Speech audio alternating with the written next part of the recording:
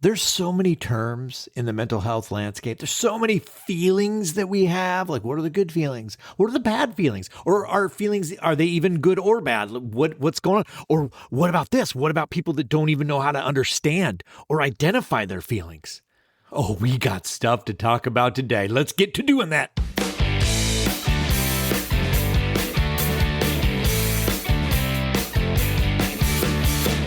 You are listening to ADHD Big Brother, the podcast for adults struggling with their ADHD, their comorbid depression, their anxiety.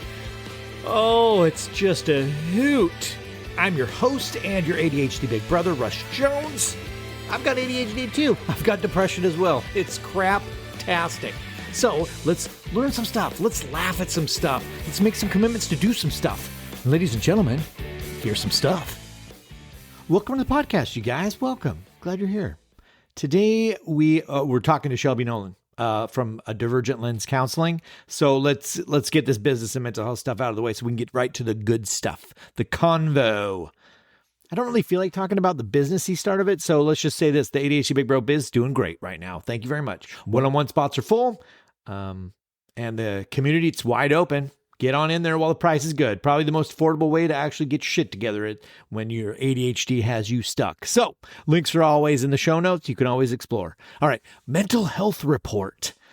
Because as you know, we got to talk about this stuff.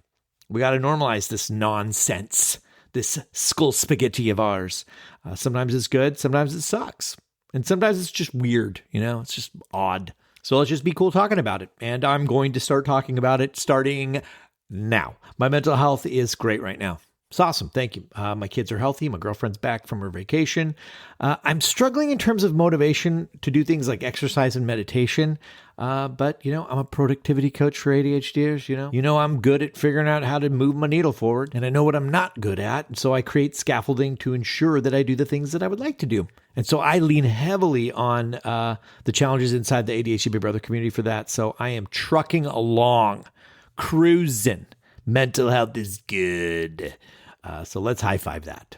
All right, so let's get to the good stuff. Really stoked to have met Shelby. She had a couple of conversations with her and she agreed to talk to me on the pod, which is awesome. I will say that I love this aspect of having a podcast because I get to talk to people like Shelby. So the benefit of that for me is I get to talk to people that are really interesting people. And so it's like a double win. It's like if you guys are interested in the things that I'm interested in learning about, then, we learn this shit together. So that's one of my favorite things. So Shelby brought up this term, alexithymia, to me. And if you're like me, you probably thought that meant some kind of disorder where people, can't properly communicate with their Alexa device. And so that's now a disorder. But it turns out it's not. It's like a personality trait. And so Shelby's going to help talk to us about that because she's the expert. And so let's learn about it real quick before we jump into this. Shelby Nolan works as a trauma therapist, as a licensed professional counselor. She specializes in working with neurodivergent and queer folks in particular. As a neurodivergent person herself, she is passionate about reducing the stigma and the shame around neurodivergence and helping folks both celebrate their neurodivergence and also build strategies for managing the parts that can be more difficult.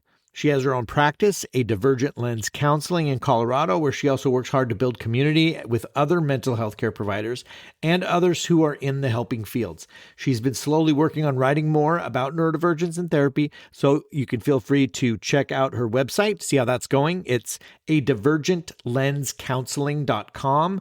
That's going to be in the show notes, as you know. Check it out. So let's get right into this. Let's ask Shelby, what the F is alexithymia?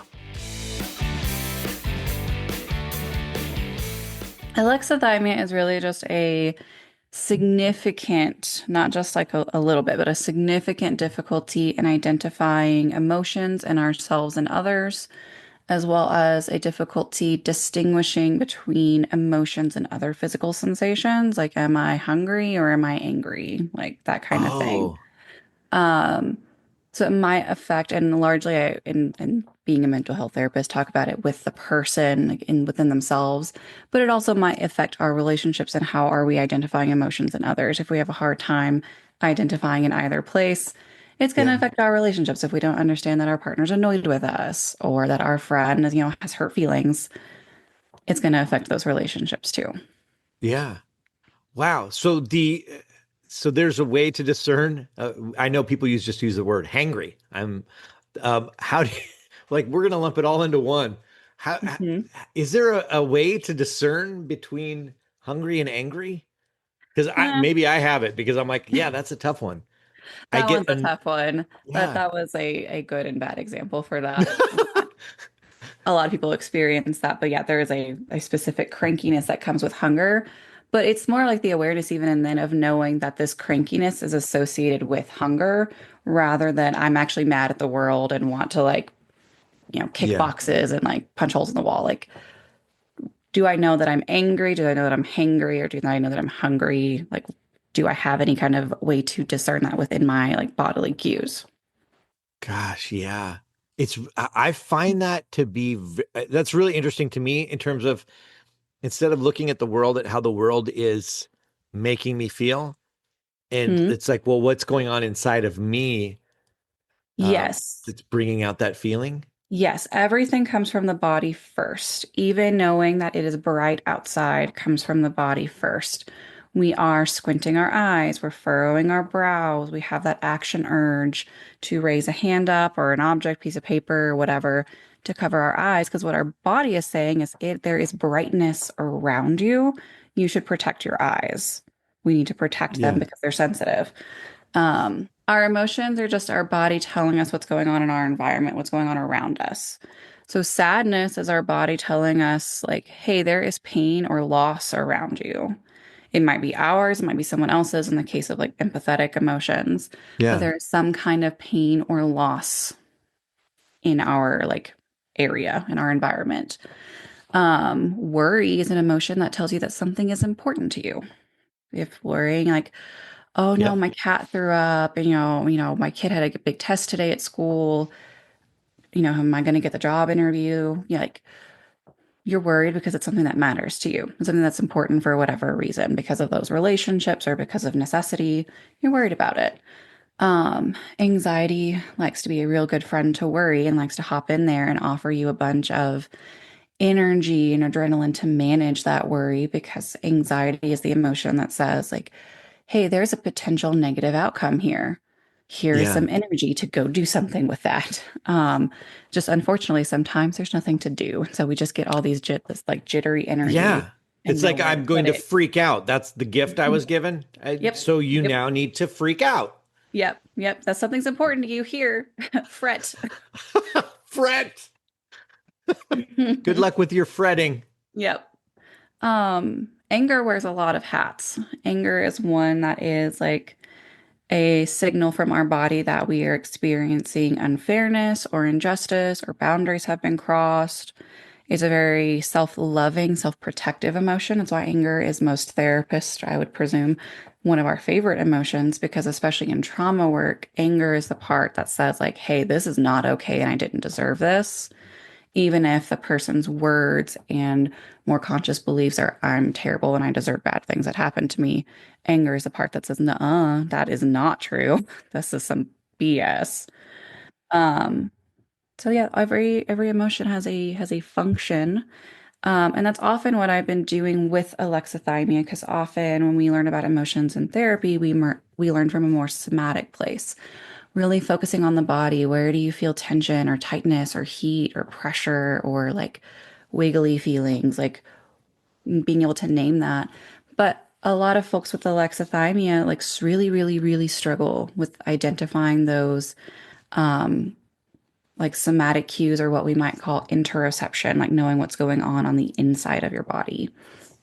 Some folks with more severe or serious, like intense kind of alexithymia might struggle like knowing that they're thirsty or knowing that they need to go to the bathroom until like the cue gets very, very loud.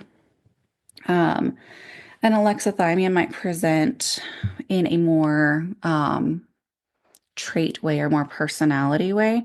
For folks with maybe autism and ADHD, it might be just like a part of your brain, a part of how you naturally are. We can still learn some skills there, but it's a little different than, say, someone who is depressed, has trauma, things like that. They might have Yeah. alexithymia, but more in a state sense. It's really related to that, whatever experiences relate to depression and trauma and that kind of thing. Yeah, it's so interesting too to me that then there's also this component of how we feel like we should be feeling, or Yes. like the Mm-hmm. shame that goes along with like I'm angry about this, but Mm-hmm. I'm mad at myself because I shouldn't be angry at Yes. this, and it's like a big confusing. Mm-hmm. Yes, I had a client recently talk to me about their dog who's very, anxious about storms and stuff. And that client and I tend to talk about that because there's often storms in Colorado. And Uh-huh. I also have one of those dogs who is just terrified of storms. And we were talking about how that person's dog went from like stressed out and panting to falling asleep and then having some kind of happy dog dream, like kicking and making the little happy sounds. And they were just like, what? How did you pivot like that? And it's because animals and young children in particular just ride the waves of their emotions. They just say, "Oh, I'm sad about this. Now I'm not sad. I was kind of angry and cranky, and you gave me some goldfish, and now I'm chill." And like they just kind of ride the wave. But as adults, we just make meanings out of things that don't really need to have these kind of meanings. And that's what, if we Yes. look at emotions as bodily cues, well, and if I'm sitting at a funeral and I don't feel sad, I'm like, well, God, am I like some kind of psychopath? I'm not sad at this funeral. Right. No, your body just hasn't told you that there's pain or loss around you yet. And maybe there's a reason that your body has not given you that cue. Maybe you don't know that person very well. Yeah. Maybe you just don't really like, have a great sense of grief or loss for that person. That's okay. If you don't know them, you Yeah. might not have a big reaction. There's no wrong way to do a funeral, is there? Or Right. maybe riotous Well, laughter, maybe? Maybe that's the probably not laughter, but I'm just thinking like streaking might not be. speaking. That's how they grieve. They're processing their grief. Yeah, something like that might be kind of depending on what the wishes were of the deceased. Yeah, it Maybe depends they on the wanted deceased, right? maybe they wanted a big streaking party for their funeral. I mean, that would be hysterical. Oh my goodness. Um, but we're sitting there like, God, I'm not sad. And it's like, well, now you're just adding a bunch of other stuff into the mix rather than Yeah. just saying, like, oh, my body's just not giving me that cue right now. Especially around like things like funerals are really stressful. Sometimes stress delays our emotions. Sometimes we just experience delayed processing, especially as neurodivergent folks. If you've ever had like a meeting with a boss or something and you're like, yeah, yeah, yeah, and you just kind of take their feedback. And then 4 hours, 4 days, a Hmm. week later, and you're just like, wait a second, I don't actually agree with any of that. This, What? yeah. Yeah. Um, we sometimes we have delayed processing. Sometimes, especially things if you're really involved in the doing of a funeral, you just got so much to do. Yeah. You just haven't gotten there yet. You just have to No, kind of there's no wait for the time to cue. feel, right? You've got Right. busy work to, yeah, Got for this to do sure. and that to do and sign this up and buy flowers and write a bunch of thank you cards and all that jazz. So it's just like, if my body's not giving me a cue that I anticipated, what's going on there? Looking at it with curiosity rather than shame, although shame is actually a really interesting and fascinating emotion from an evolutionary perspective. No, It's let really us necessary. explore, Yes, please. let us explore. Shame is an emotion that tells us we are out of alignment. Maybe it's with our own personal goals or values, or something more on a family or community or societal level. And Okay. shame just says, hey, you aren't the same as those around you, or you're not following your own like moral code or goals or things like that. Like on a personal level, it's if someone goes like, hey, you have been talking about going back to school now for like 5 years. Are you like gonna do that? And you're like, oof, yeah, that you're right. And it could be a nice kick in the butt. Shame is a really nice kick in the butt when we're like, ooh, I'm out of alignment and I want to be in alignment. You're right. I should get on that. Shame is just kind of overzealous. If we give it kind of anthropomorphize it a little bit, shame is just really overzealous. I kind of describe it like a salt shaker with a really loose lid. If you get a few sprinkles of salt on your food, that's cool. That's great. If the lid falls off and now our soup is like 47% salt, it's not the best, not ideal. That's a Um, non-ideal level of shame in your soup. yes, yes. Understood. Because sometimes we're under the impression that shame is telling us that we are bad. And shame's telling us we are out of alignment and we're making the meaning that that means we are bad. Sometimes you don't want to be in alignment with those around you, and sometimes you cannot be in alignment with those around you. Yeah. If you are not, skinny and straight and cis and white, then you are just whatever the other things that you are. Like that's just what you are. Hmm. Are you out of alignment with like societal norms and expectations to some extent? Yeah, your body's telling you that because we are a social creature. And so we are going to want some amount of alignment. But misalignment isn't inherently bad. Sometimes it just is. If I'm in, you know, if I'm in a particularly tall or small or big or brown or whatever kind of body, and I'm in this place where it's like mostly just like quote unquote average size, like white people, yeah, my body's probably going to tell me, you don't match. You're not in alignment here. And sometimes it's like, well, yeah, that is true. You're Hmm. correct there, body. Thank you for telling me that. Um, and sometimes it's very values oriented. I am from the South and I have a Hmm. lot of different values than a lot of the folks I spend time with in the South, like family and such. Hmm. And so my body will be like, hey, you're different here. And I'm like, no, yeah, I chose that. That's fine. I'm okay with being different in these contexts. Like, it's all right. Um, Yeah, that you know what that brings up a question though, that how do you ascertain what part of this feeling of shame feels normal and what part of the shame is too much salt in the soup? How do you um, discern that? so all emotions, and this is a very DBT type concept, but all emotions have three components. So you have the somatic component. What does it feel like? The cognitive component. What does it? What kind of thoughts does it elicit? And the action urge. Not that we do the action, we just have an urge to do the action.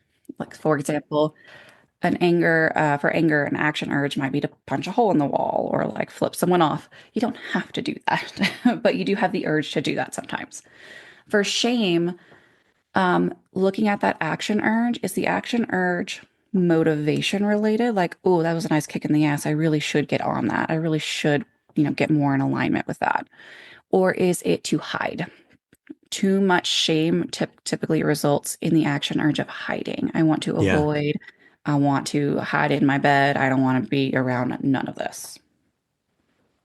And that Would can that be happen. like concealing and masking and hiding who you are Mhm. intrinsically, or that would, Yeah. okay. So, masking or just avoiding, just kind of shutting down, if that's kind of the action urge there, there's probably like quote unquote, like too much shame in the system. Again, it doesn't make shame bad and it doesn't mean that we are bad. It's just like, okay, there was a lot here. How can I look at that with curiosity and wonder, okay, what was the shame telling me? What am I doing with that information? Am I kind of reading too far into it? Am I overanalyzing it? Am I um, having this reaction based on some underlying belief or underlying biases? If I have some internalized shame around being different, and my body gives me a cue that, yeah, you're different, you're misaligned in this area to that around you. That doesn't mean what's around you is right. We all know that not all social norms are great. um, Yeah. we have to Uh, have social norms because we live in society. So you have to have some amount of social norms where we have agreed to some extent that we're going to wash our hands and wear clothes and not like pick our boogers in public. yeah. And that's why you Wait, have wait, I'm sorry. Wait, what? to No picking of the boogers in public? That's a I'm peck. No, I'm just joking. You're walk. like, wait a minute. Are you a booger picker? Yeah, Just proudly. out and about, just like straight up, finger all the Fingers way going in. up the nose. I'm gonna pick something. I'm gonna Hmm. look at it. Gross. Yeah, Well, you know like what? Can we speak to social norms real quick? for sure, Um, for sure. just the idea that um, that it is normal in society for us to compare ourselves to others. There's a real big I don't know. I'm just going to pull this out of my ass, but it feels like what we do is we say, don't give a shit what other people think and all this other stuff, which to some extent I agree with. To another Yes. extent, I'm like, but part of being in a society is looking around and comparing yourself to them. And so then it's Hmm. whatever you decide about that, but that's a normal way of being for Right. any animal, isn't it? Yes, yes. You Yeah. have to, if you're a social animal, you have to relate to other of your like species and social group. That's kind of what that means by like definition. Yeah. And yes, like caring what other people think about us, watching them, trying to emulate them, that's all normal and regular and absolutely fine in a certain amount of dosage. Everything, for the most part, has a dose in which it's great for you or fine for you, and then a dose in which it's no longer helpful. Conscientiousness, being thoughtful of others, really caring what people think, is of course helpful. Those are all really pro-social like traits and behaviors. And at some point, too much mindfulness and conscientiousness of others and their needs and their thoughts means we don't take care of ourselves. We are letting Mhm. ourselves be walked all over. We're very Yeah. people pleasing. We don't have enough boundaries, and it's just not good for our well-being. I would never tell someone like, don't be conscientious. That would be an insane thing for a therapist to say. But like in this context with this person at this dosage in your life, it might not be helpful. Gotcha. God, I'm trying to then marry up alexithymia, which is this inability to know or to define what's going on inside of me, and how to be in the world and understand what my dosage is of a certain thing. It feels like that's a really tall order that requires a heavy, heavy dose of being cool with myself. And Yes. um and like how do I do it objectively? I mean, are there things that I can be doing or thinking about that would help this?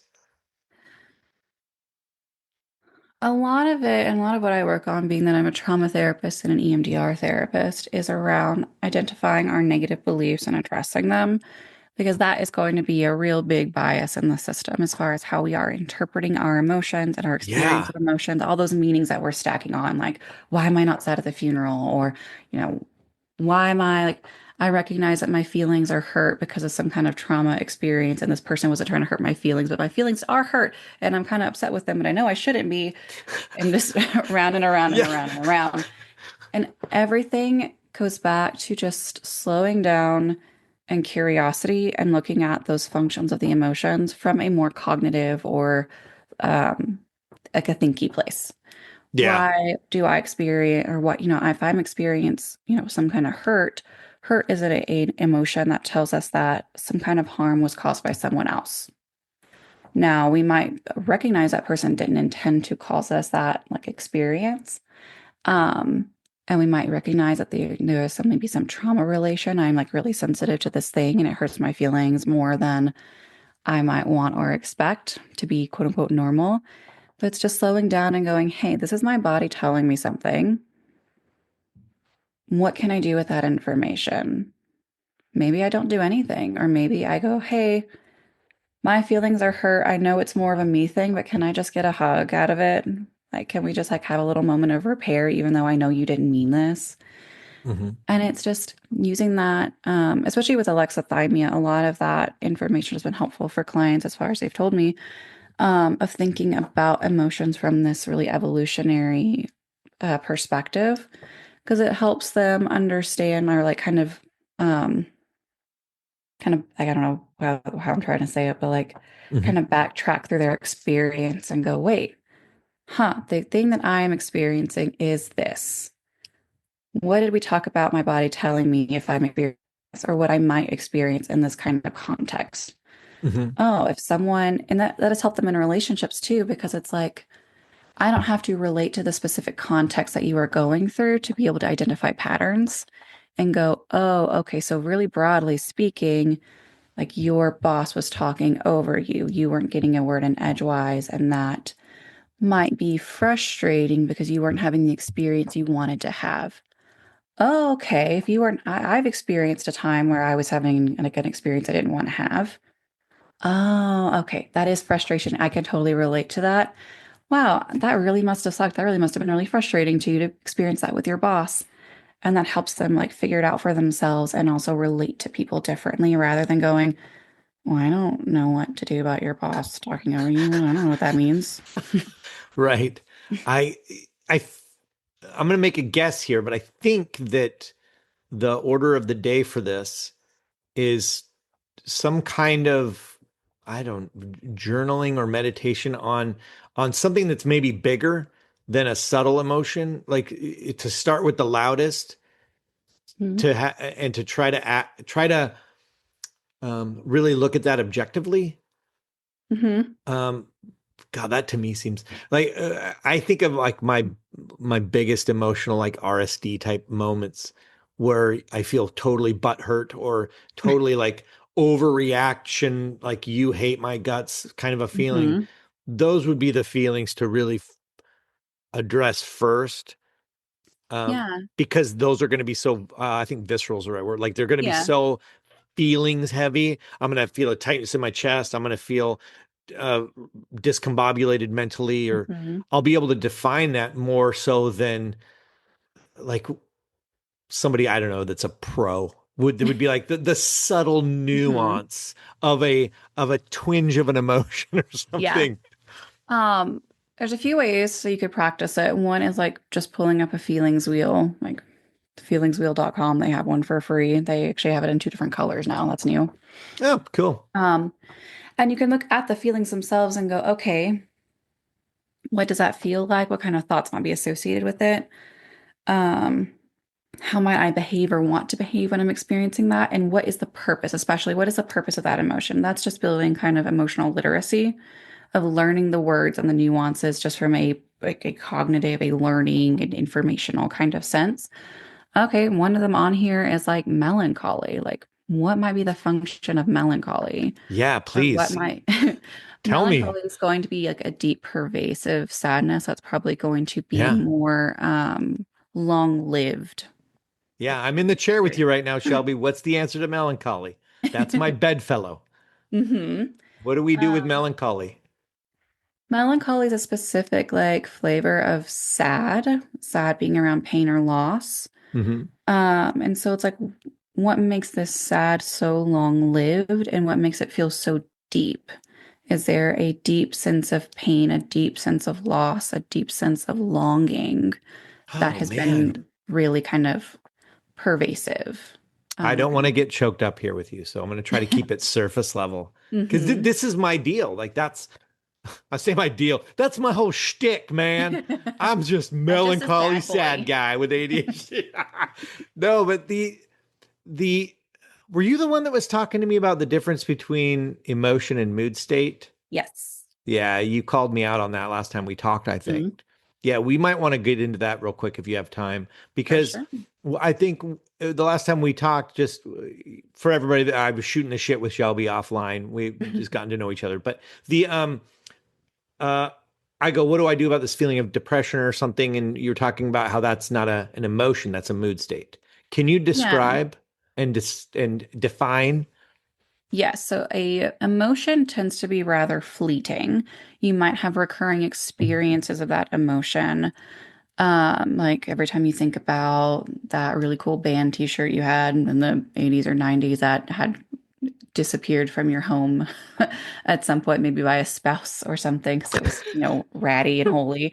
You might feel sad every time you think about that missing shirt, but the sadness itself isn't going to last a very, very long time.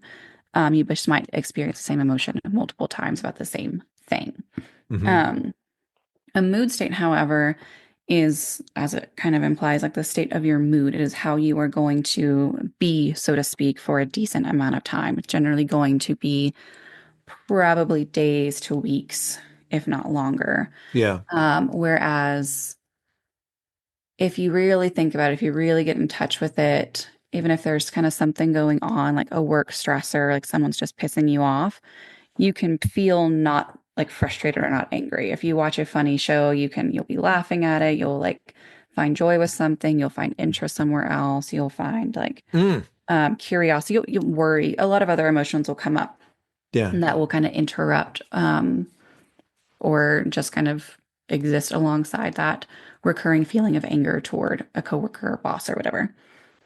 Um, example I often use is um, a very like teen, especially teen, or at least being that I was a teen girl at one point, experience where like you are just full of hormones and emotions and everything, and you're just crying, but you're playing sad music and looking in a mirror and like watching yourself cry and trying to find new things to cry about because the emotion itself isn't lasting long enough for you to get the catharsis that you need.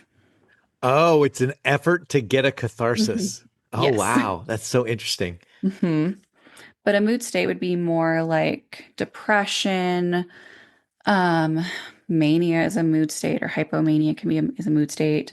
Hmm. The neutral middle is called euthymia.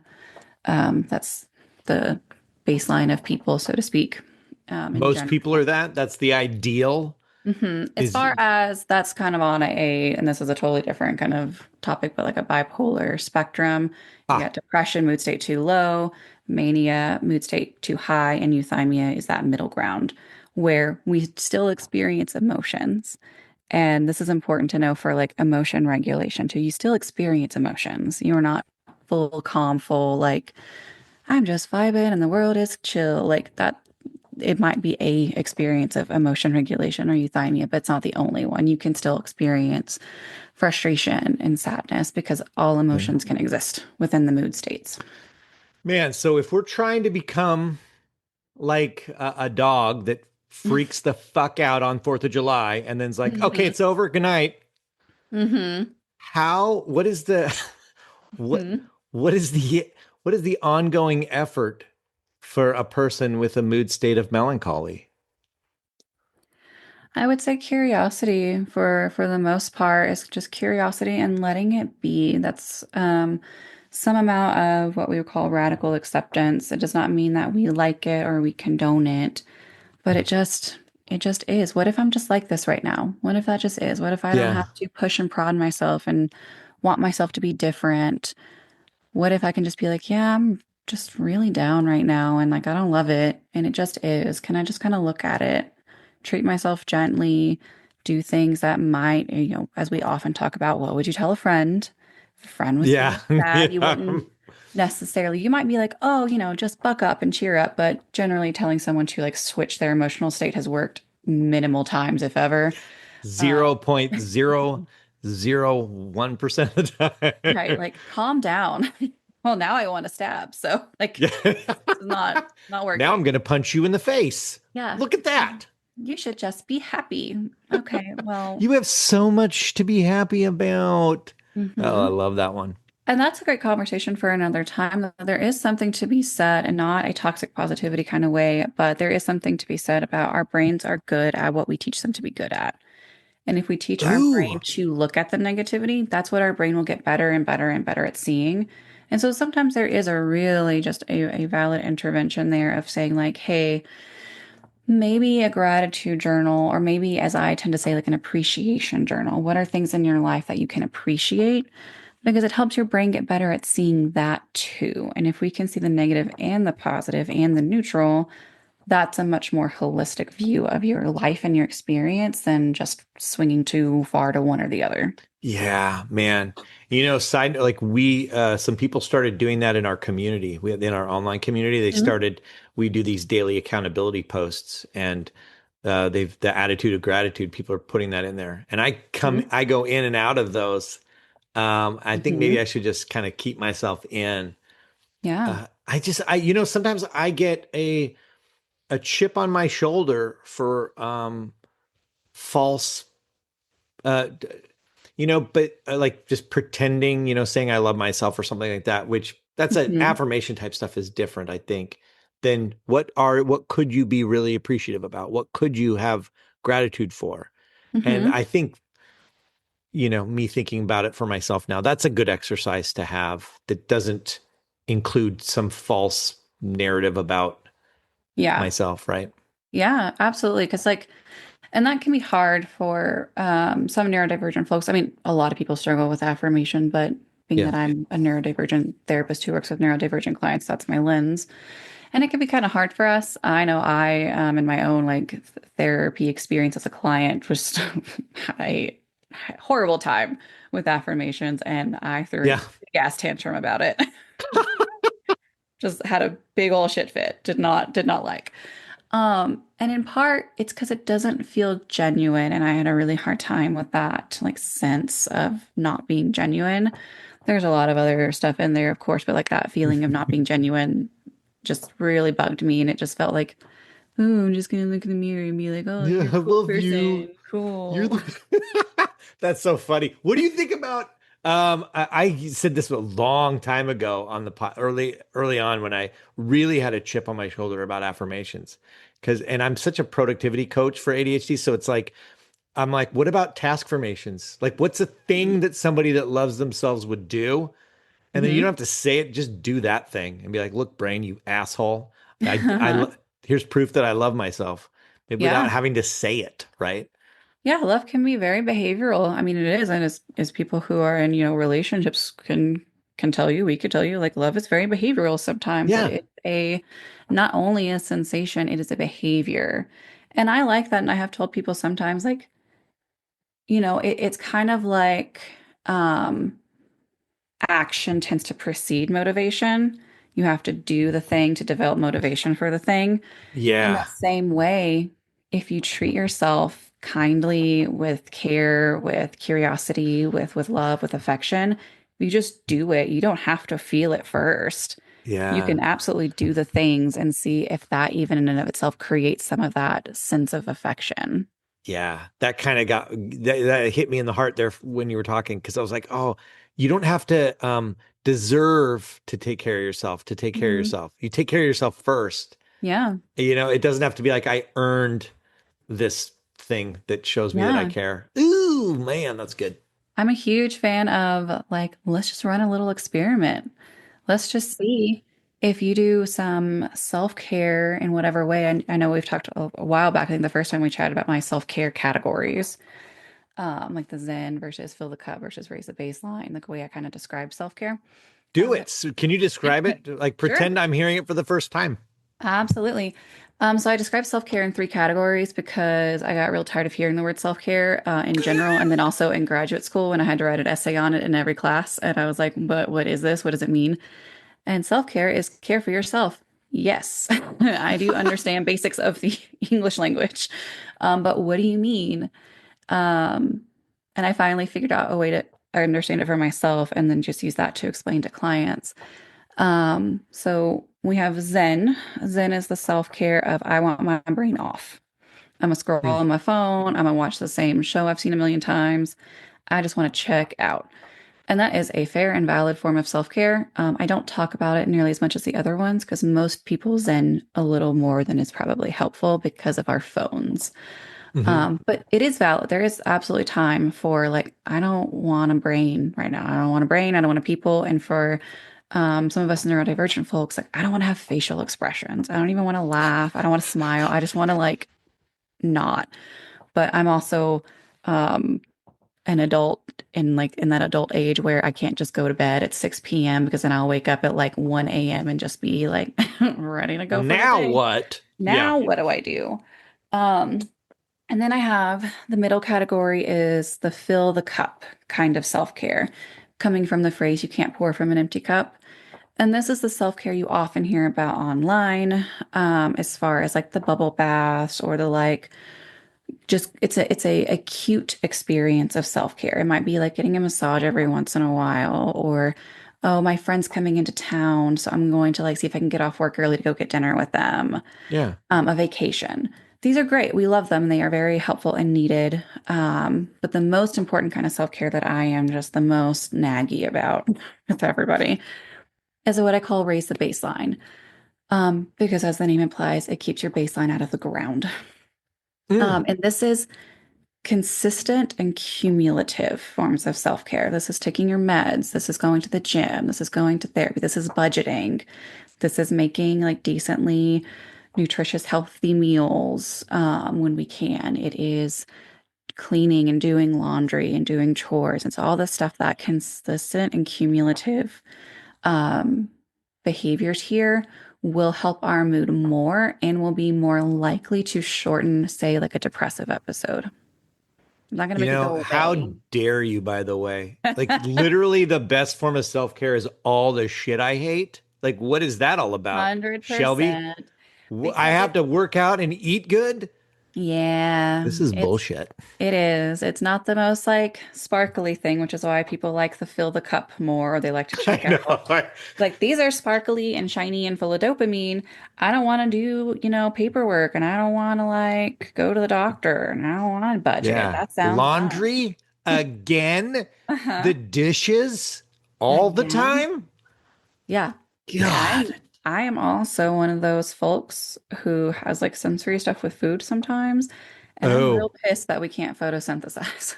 Like I'm. eating 3 times a day is a real burden. I don't love I think it. I was just complaining about this to Emily, to my girlfriend. I was like, humans are so dumb. We have to put food in our mouth. We have to poop it out.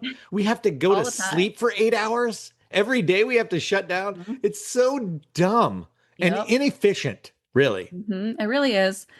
And that is really you need all of the self-cares, but it's the best in the sense that it generally has the most dramatic impact when we haven't been Yeah. engaging in these raise the baseline self-cares and you start doing it and you're like, wow, I washed my hair for the first time in 3 weeks and I vacuumed the floor and I feel kind of better. Who'da thunk?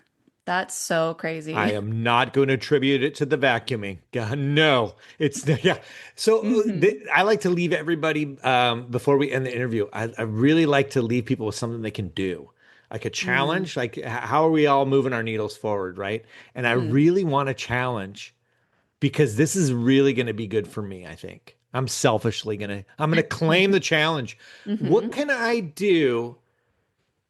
Um, I don't I just hate the word reframe, but whatever. It's if that's what it is, it is. But like the I'm gonna do these things that are self-care-ish that suck. Yeah. hmm What can I do? Um, what's a challenge I could have to lift my mood state from melancholy to whatever the next one is, you know? Pick one. And some of the um, raise the baseline kind of self-care strategies are a little bit more fun, especially for us neurodivergent folks. We forget that we like things. We're like, oh yeah, I forgot I like reading books. Oh yeah, I forgot I like drawing. You can even pick those. It doesn't have to be laundry. Like you can like, if you're like, oh yeah, I do love reading. I forgot. Read for 20 minutes a day for 14 days and just see. Run a little experiment. See what happens. Do we If need to you, say something to ourselves? Because I know that for me in the moment, I feel like I have to acknowledge that the reason I'm doing this is because I care about myself. If I just, because I like the fun thing for me would be to play guitar. Mhm. It would just be to play music and just dip out, as my kids would say, mentally, hmm and get into the vibe of the music. Um, but I know that there's a part of me also that would be like, why are you doing this, dude? You need to work on your website, or you need to, be reaching out to people for podcasts or something. Like there's work to be done. You can say I'm doing this because I care about myself. I don't know if that's necessary. It might be helpful for one person or another. What I call them are non-negotiables. And that Mm, doesn't mean that I'm inflexible. Because for me, one of my absolute raise the baseline kind of self-care is going to the gym because I'm a power lifter. And of course, it doesn't matter if you love going to the gym, if you love fitness, if you love reading, if you love playing the guitar. There's days where you're like, I don't wanna do it. I don't want to do that. yeah. And I call it a non-negotiable. I will be flexible, say if it's like yesterday I should have gone to the gym and my spouse wanted to take me out to dinner for my birthday. So we did that. I can be flexible with it. I can rearrange it instead of going to the gym on a Thursday, I'll go on a Saturday and kind of, make up for it. There can be some flexibility there, but it is a non-negotiable with me in my relationship with myself to go to the gym 85% of the time that I'm supposed to, quote unquote, in my program in my head, go to the gym. And it's just like that. Like, this is the thing that we're doing. This is non-negotiable. Is that because it's fun for you to do that, or how would you do that for somebody, let's say, an ADHDer who is like, I do want to be healthy in the long term, Mhm. but I cannot get my ass up and moving. And it should, I hate the word should, but like, it's like, I feel it is Mhm. important and should be a non-negotiable for me. And yet, Yeah. So some of that is looking at because that should relates to the word shame, right? And that shame and that personal sense of I am not in alignment with my own value, my own goal. So I should be doing this because of that sense of value and goal. I can explore that a little bit more. I can explore the ambivalence. I can make the goal smaller. For now, I can make stepping stones. And I also just talk about a lot with people like this relationship with ourselves. is the only relationship we have from start to finish. From birth to death, this is the only one, the only relationship we have the whole time. And we really take it for granted because we are tied to this whatever, meat suit and psyche and all. Like we're tied here physically and spiritually and psychologically and all the stuff. Hmm. So you can't just be like, I'm being a dick to myself, I'm gonna bounce unless it's like in the forever way, which is not what we're We not don't what want we're that. with. Yeah. Yeah. Um, but it's like if we had a really good self relationship by engaging in non-negotiables and treating ourselves as kindly as we can, this relationship is so strong. And what I'm teaching myself is that I am good, I am kind, I am reliable, I am dependable, I am trustworthy. Because when I keep my word and I keep my word with myself and not just with other people, because I also matter. That's awesome. I love that.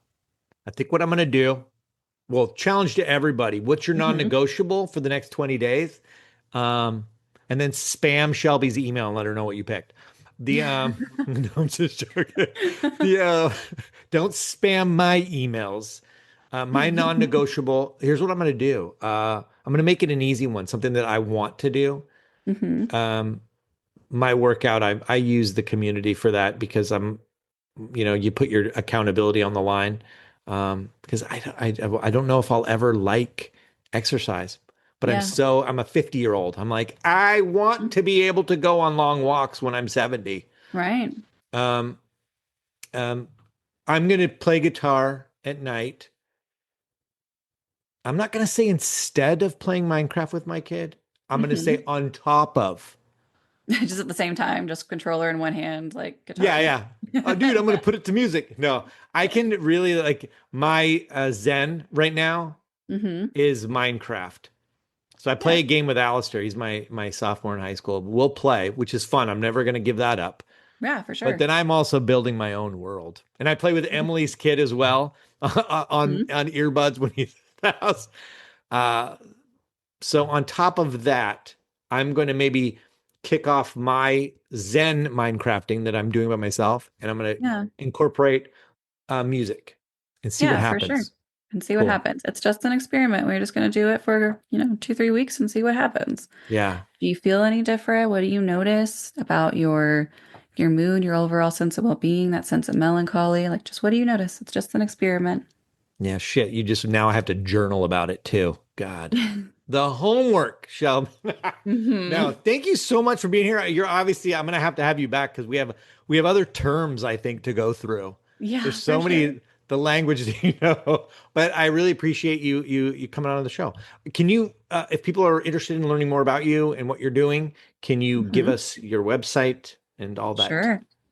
My website is a divergentlenscounseling.com. It's kind of a mouthful and might be hard to spell, so just kind of a Divergent Lens, Lens counseling. I really did myself. I love actually the name of my website, but I kind of did myself dirty on having to type it all the time and make other You people know, type it all the time. let's make it a link in the show notes. It's Yeah. just a clickety clackety link. You don't have to worry Yes. about typing it in. They make Hmm. it easy. Yep. You can find me there. I am not as consistent as I would like to be, but I have some blogs on there, some that explain like the self-care categories and things like that. For other kind of mental health providers, I do a lot of groups, like consultation groups and things like that. Russ is actually going to be on one of my lunch and learns in November. So if you're like in Woohoo. the mental health sphere, that's for that. But otherwise, there's just kind of stuff on the website, stuff about me, my emails there. There's a contact form in case, you want to get in contact. As a mental health provider, I'm only licensed in the state of Colorado. So if you're in Oh, Ohio or something, so sorry about it. don't get me started on that. Like the disservice of the world, like shoving all of you therapists into a corner and saying you can't go anywhere but here. I Yeah, hate that. yeah, yeah. The whole state Um, licensure thing is kind of frustrating because it's like, well, all of these lines are invisible. So, but if someone anyways, moves out of well, state, yeah. we'll have a big open forum where we all bitch about the state of Yes. mental health and how it's how we do it. But thank Hmm. you again. I appreciate you coming, Shelby. I'll obviously talk to you soon. Yeah, thank you so much. Huge shout out to Shelby. That was fantastic. I want to say this as I amended my challenge since that we had this talk, because Stephanie in our community created a challenge called Creative Revolution, where you do something creative for like 10 minutes or more every day. Our community tends to make like these 30-day challenges, and then when you get awarded when you finish with a badge. And I want that badge. I'm hungry for the badge. And so I pulled out my Yamaha S80, my 88-key keyboard, and I am revisiting that for 10 minutes every day. So as of this writing, I've done it a couple of days now. 28 more to go. I'm trying to learn that song, River Flows in You by Yaruma. I don't know if that's how you pronounce the name, but it's just such a nice, simple, flowy piano instrumental, something that I can really vibe to. So that's me. That's what I'm working on. What are you going to do? Reach out. Let me know. I am interested. And also, don't forget to check out Shelby's website and all the links to a Divergent Lens Counseling. It's all in the show notes. They are there for your clickety-clackety pleasure. Click on them. And with that, I hope you guys have a fantastic week, and I shall talk to you later.